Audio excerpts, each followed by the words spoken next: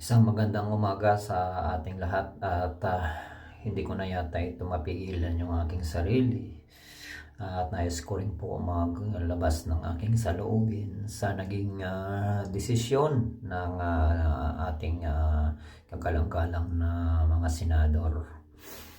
At ang saga ng akin, parang ginawang bula-bula eh. Binula ang tao, dernable, at siniyot. Pero itinago ang bula pagkatapos hindi nag-shoot sa buho sa ring. Okay. Ano yung ating pananaw bilang isang ordinaryong mamamayan? Ang atin malang sana sa loobin dito ay yung mabigyan ng hustisya si Sarah, sapagkat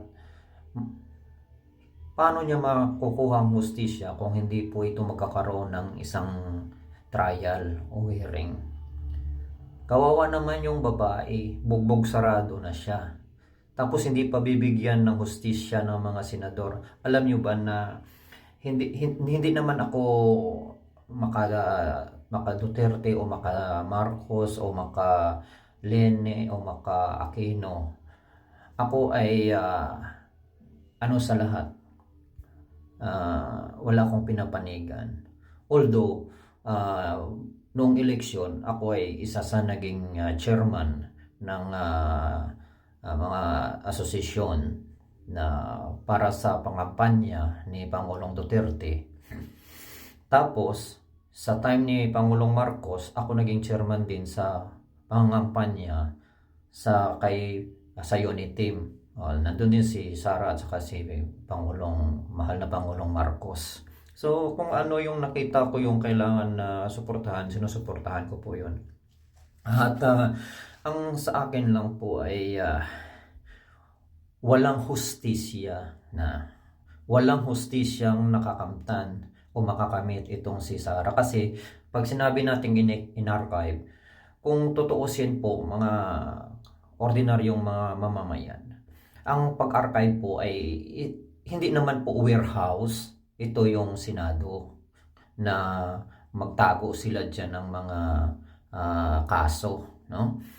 At ang saga ng akin, natapos bubuhayin pagka ano pang ibig sabihin nun? Walang hustisya kay Sarah. Ang Senado mismo ang hindi nagbigay ng hustisya kay Sarah. Hindi po yung mga kamara o mga House of Representative. Ang gusto ng mga House of Representative na mabigyan ng hustisya itong si Sarah. Mabigyan ng hustisya. Subalit ang Senado ayaw nila bigyan ng hustisya itong si Sarah. Bakit? Bakit ayaw nilang i-trial? Yun ang napakasimple lang eh. Nasaan ang hustisya? Na tanging ang Senado lamang ang makapag-decide na ma-impeach or hindi ma-impeach, acquittal or guilty or acquittal.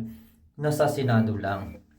At maliban lamang kung ibigay ng Senado ang kanilang karapatan o ang kanilang tungkulin doon sa Kamara, ay di tapos na ang kaso, bakit ayaw nila sagutin? Bakit ayaw nilang gawin yan? Simple lang eh, bilang isang pananaw ng isang ordinaryong mamamayan, ang pag-arkiba sa isang mga kaso ay nilagay natin ng isang tao sa alanganin. Kasi ang sabi nila, pag ano man ang magiging desisyon ng Korte Suprema, ay susundin nila. Napakabalagbag ang kanilang mga sagot. Bakit? Bakit hindi nila sinunod ng Korte Suprema? Hindi pa nga tapos. May motion of reconsideration. Hinilabag din ng Senado. Kinain ng Senado ang kanilang sariling dila o kanilang sariling salita. Sabi nila, susundin nila ang desisyon ng Korte Suprema. Sinunod nga nila, pero hindi pa nga tapos. Mayroon pang motion of reconsideration. Bakit hindi sila makapag-antay? kung ano man ang maging desisyon ng Korte Suprema sa kasusundin. In-archive nila. O, naging warehouse sila. O nagiging isang hub. O, ano ba ang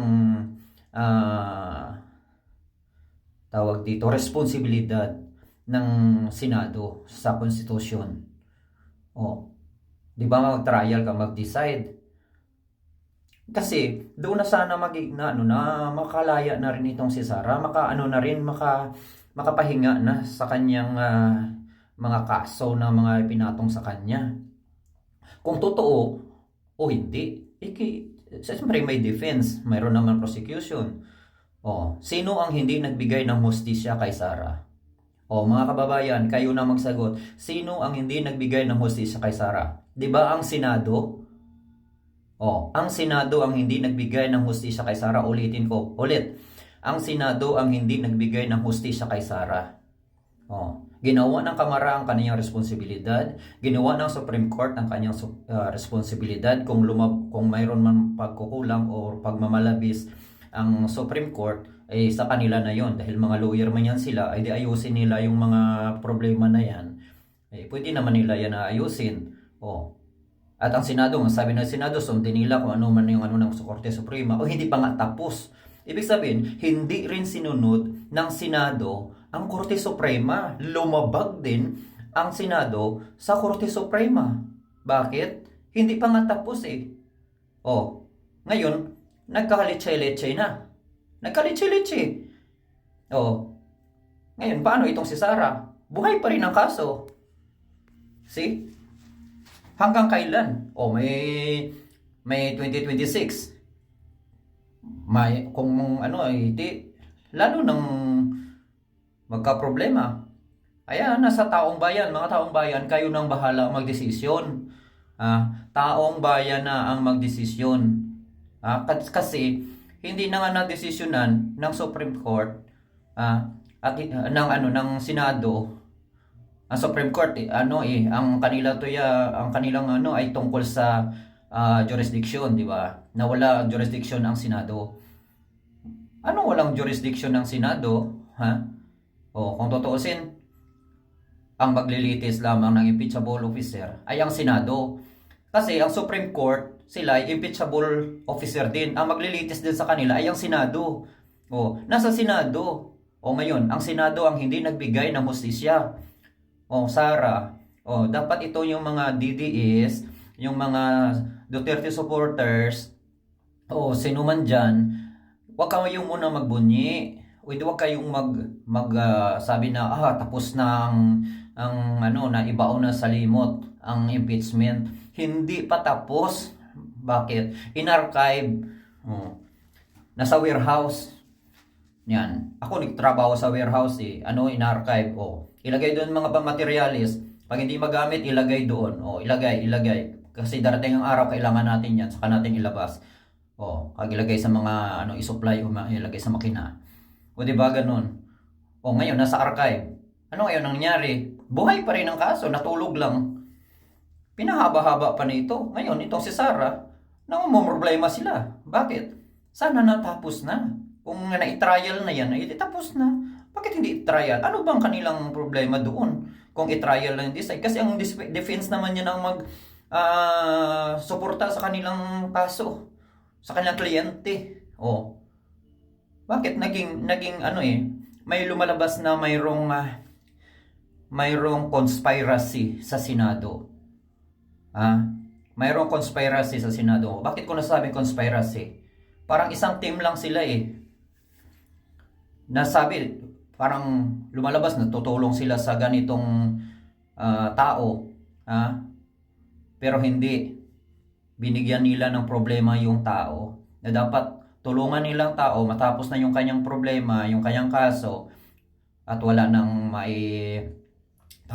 makapahinga na at makapagtrabaho na. Tuloy, ang pera ng taong bayan ay nagugugol sa ganitong walang kabuluhang impeachment case na to. Sana tapos na. Senado, gising!